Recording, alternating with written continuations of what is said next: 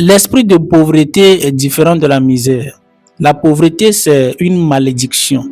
La misère est passagère. Quelqu'un qui a travaillé, il était enseignant à l'université, il a un bon salaire, il a des affaires, mais je ne comprends pas et je ne sais pas comment ça s'est passé. Cette personne, on causait avec lui, c'est un vieux. Il a dit que quand il était enseignant, il avait des affaires aussi, il faisait des cours de mission en France, etc. Il n'a pas conçu grandes choses. Il n'a rien fait et sa femme même l'a abandonné. Il a épousé une femme complètement hystérique. Il a dépensé toute une fortune dans l'éducation de ses enfants à l'étranger, mais les enfants, c'est zéro. Et un jour, il a compris que c'est la pauvreté. Il s'est levé contre cet esprit. Il s'est remarié. Il a 2 enfants. Actuellement, ces 2 enfants sont médecins aux États-Unis. C'est l'esprit de la pauvreté.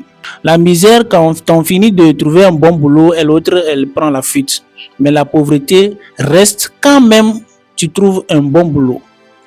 Tu peux être ministre, tu peux être président, tu peux être un homme d'affaires.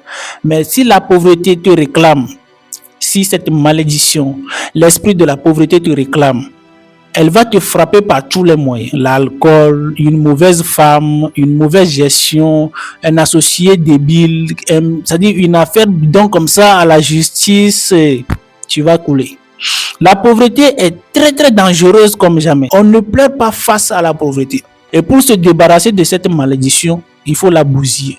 Il faut la parole de Dieu. Il faut un travail spirituel. Parce que c'est un esprit.